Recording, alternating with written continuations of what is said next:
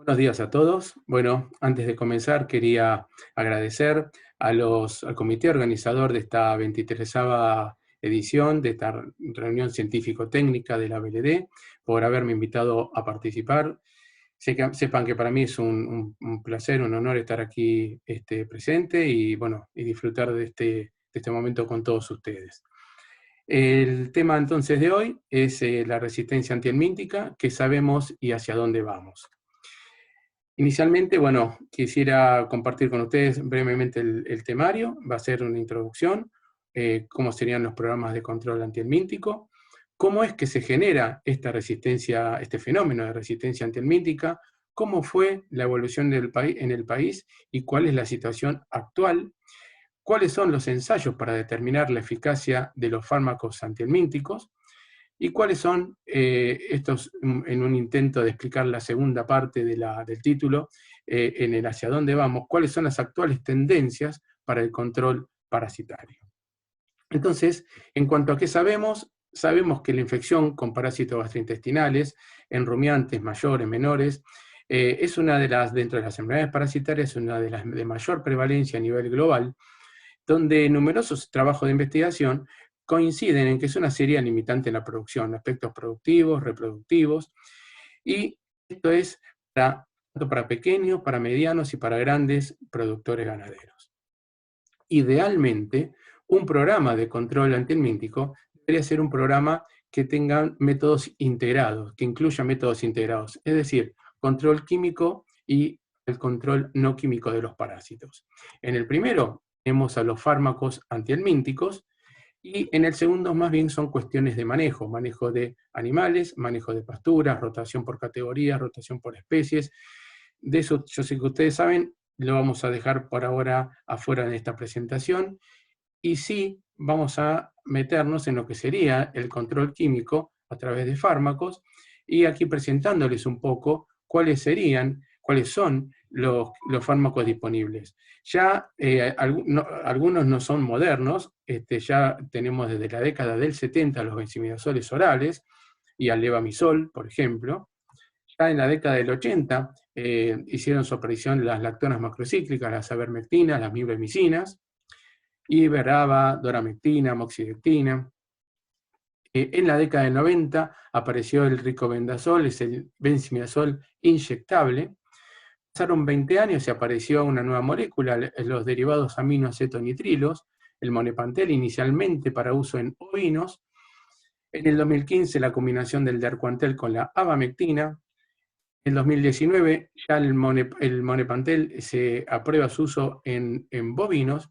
Y finalmente, para el año pasado, el uso del órgano fosforado en lactalofos para uso en ovinos.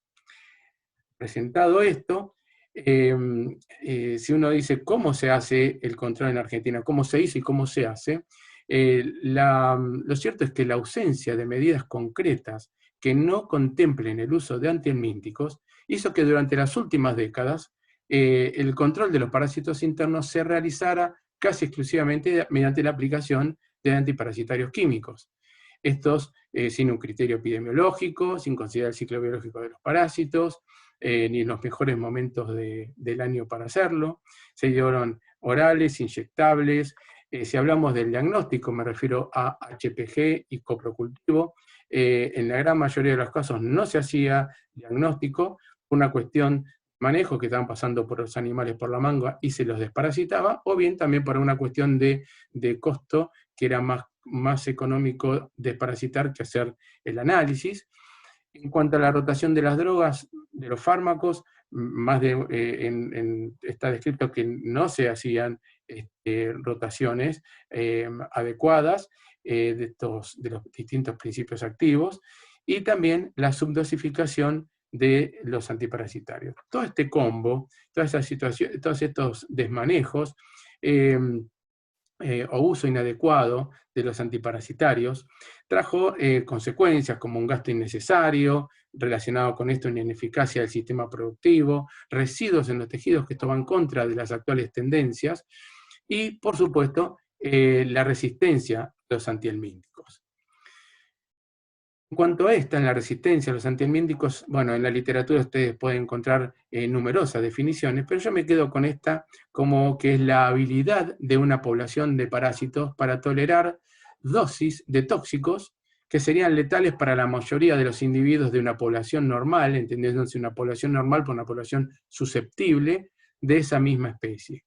Y tiene la característica de ser heredable. Ya ahora lo vamos a ver.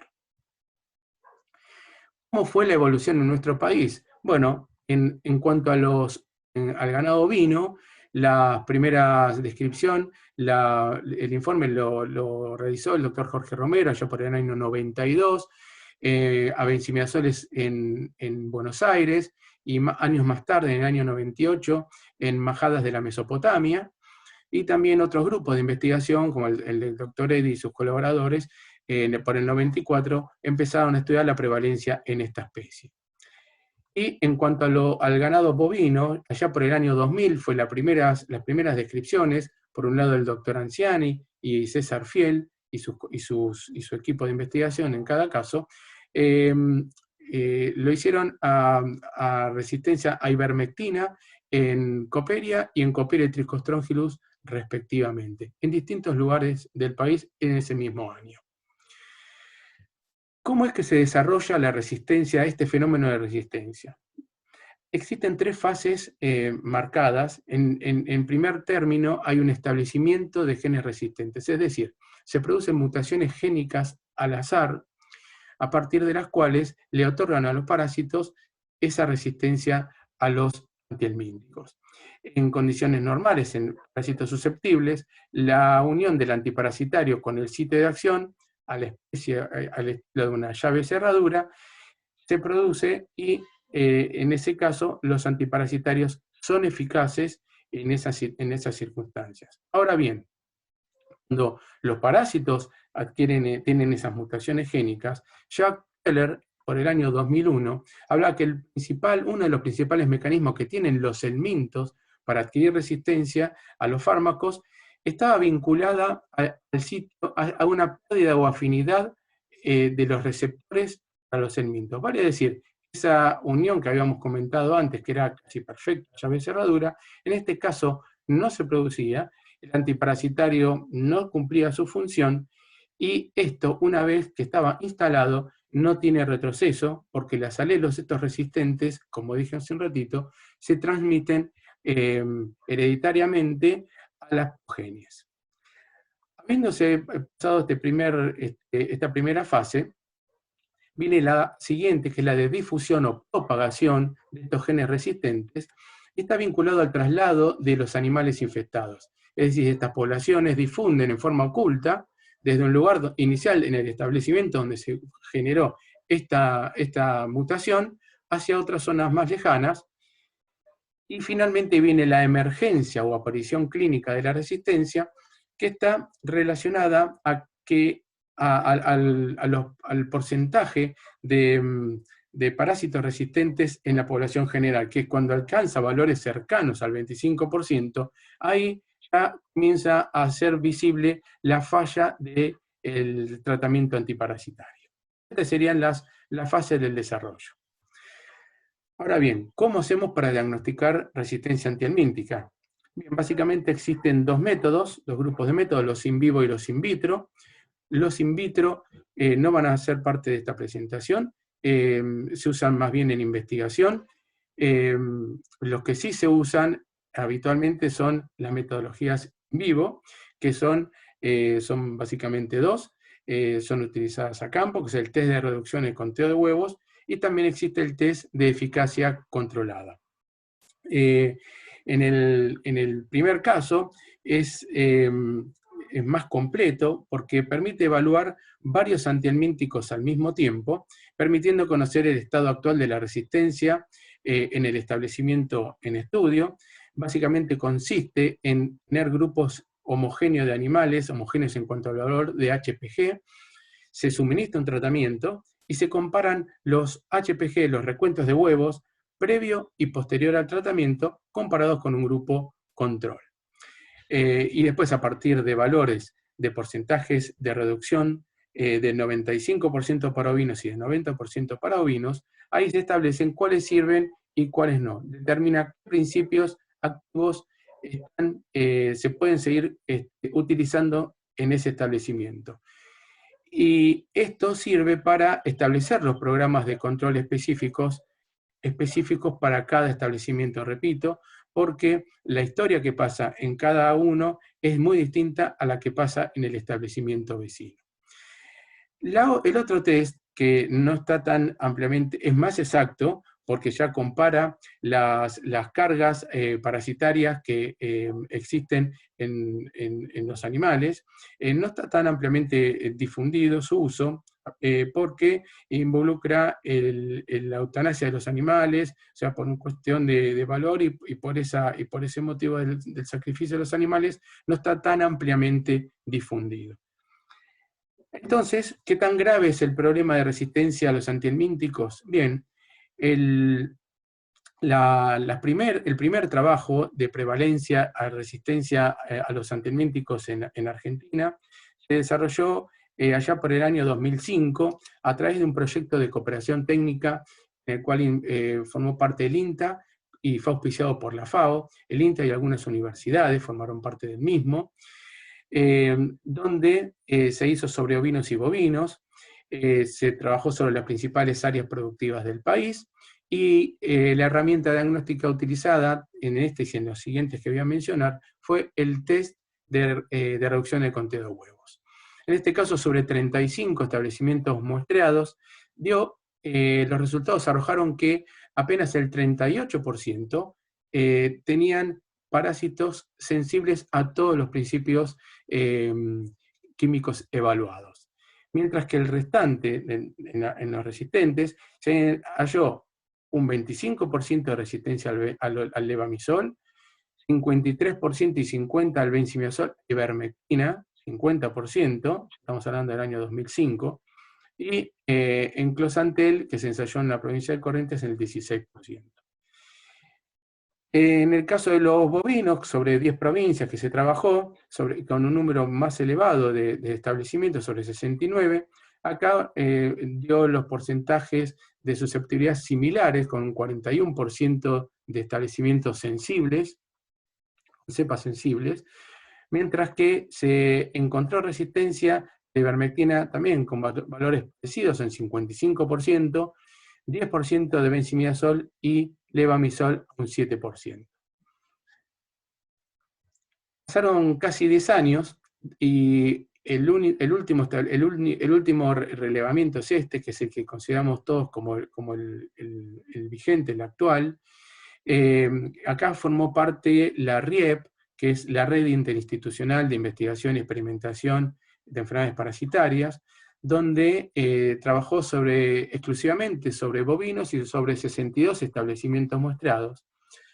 Arrojó que apenas 3 de 62, es decir, un 5% de los establecimientos tenían parásitos susceptibles a todos los fármacos evaluados, mientras que el 95% tenía 94%, teníamos un 50%, 55%, pasamos a un 94% de resistencia a ivermectina, un 7% al fenbendazol, el ricobendazol el 28%, y a la combinación de la ivermectina con el ricobendazol un 26%. El dato alentador en este caso fue que no se detectaron establecimientos con resistencia al levamisol. En función de todo esto, vemos que los trabajos realizados en el país confirman que este fenómeno está ampliamente distribuido, y también comparando los valores hallados entre el 2005 y el 2015, de manera que uno tiene que comenzar a plantearse, todos tenemos que empezar a plantearnos cambios en el modo de uso de los antiparasitarios y buscar herramientas alternativas o complementarias al control químico. Es decir, que no sean exclusivamente dependientes del uso de los antihelmínticos comerciales. Y la idea con esto sería que todos los animales, o sea, se reciban menor tratamiento por animal por año y preservación del refugio. Entendiéndose por refugio es a toda esa población de parásitos que está a refugio de los tratamientos antiparasitarios. Es decir, todo lo que está en la fase no parasitaria en el ambiente, huevos, larvas, 1, 2, 3, y los que están dentro de los animales que no recibieron tratamiento.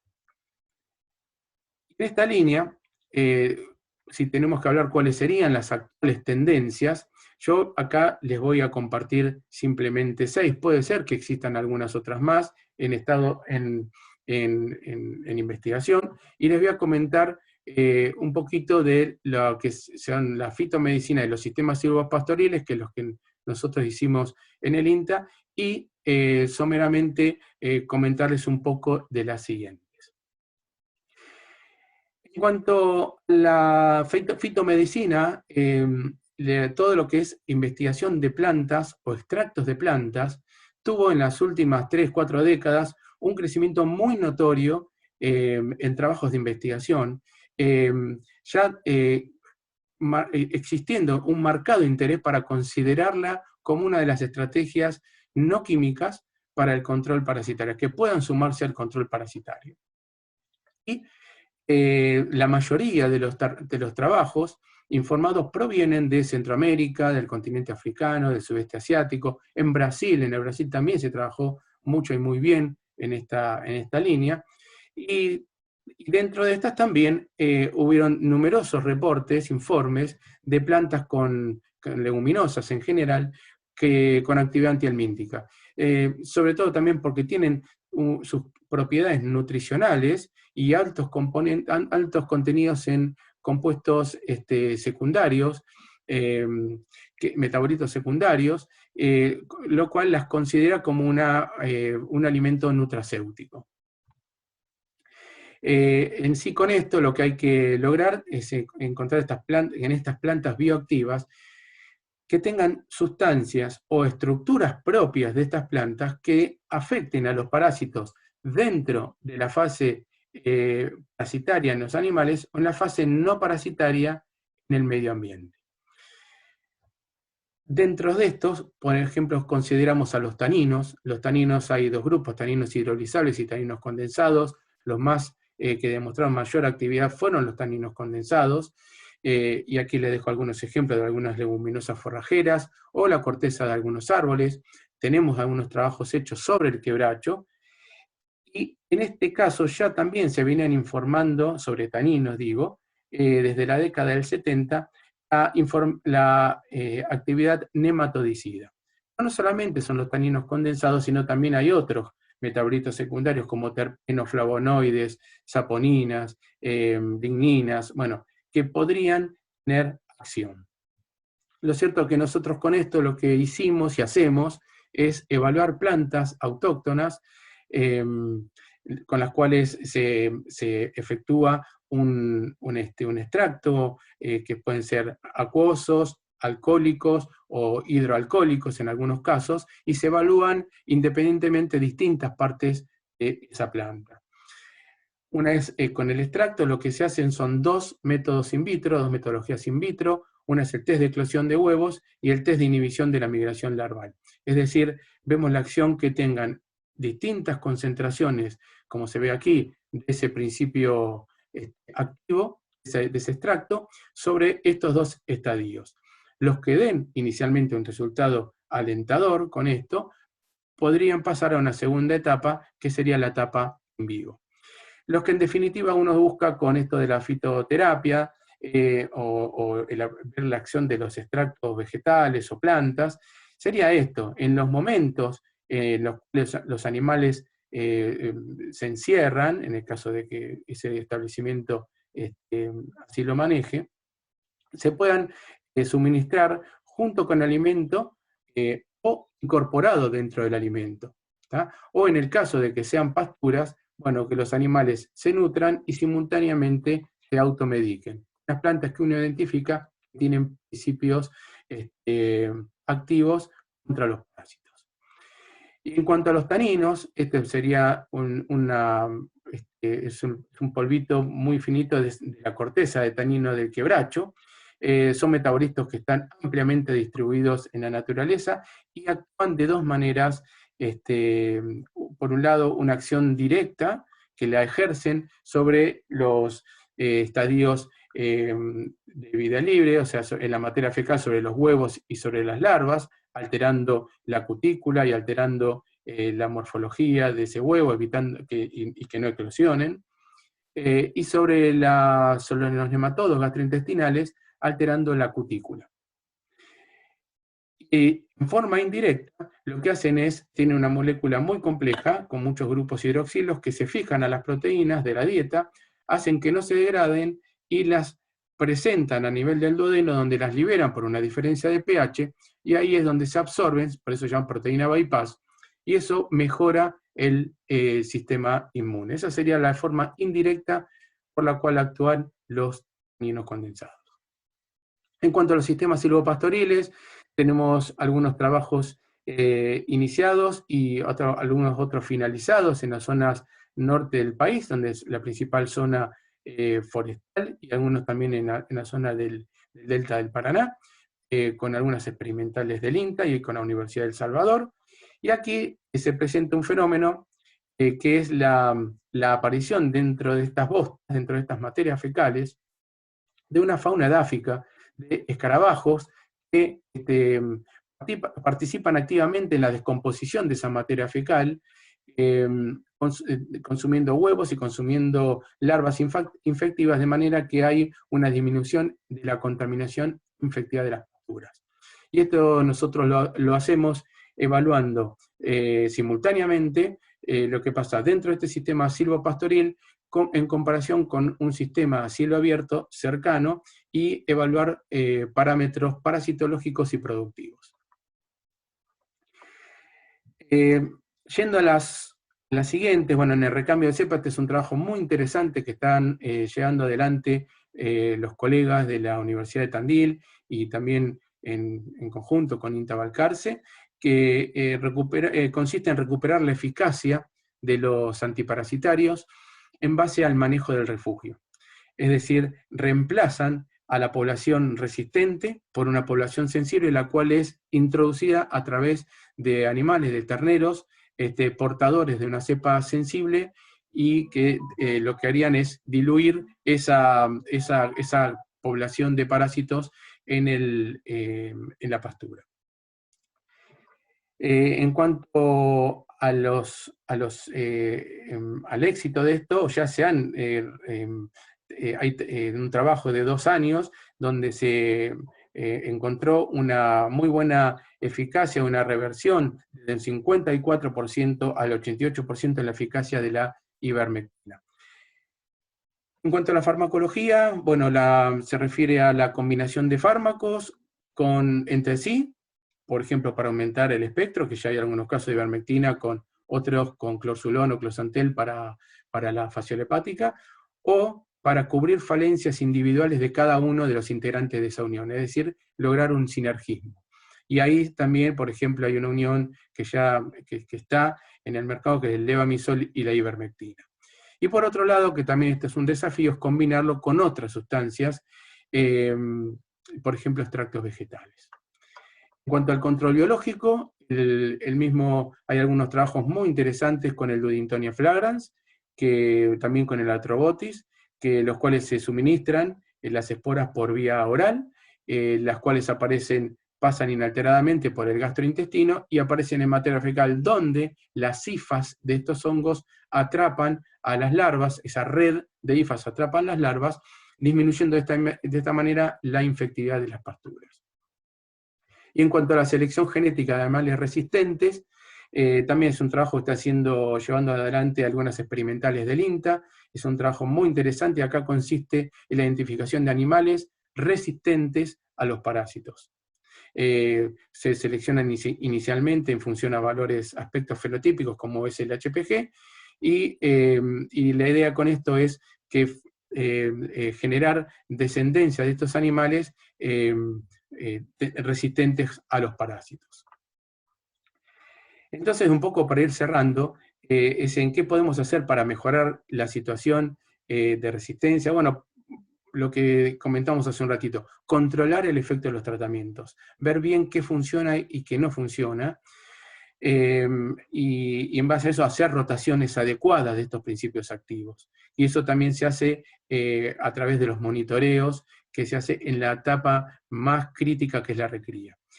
Modificar los sistemas de producción para hacerlos menos, de esta manera menos dependientes del control químico de los parásitos, haciendo un uso racional de los mismos, y empezar a contemplar el empleo de métodos alternativos.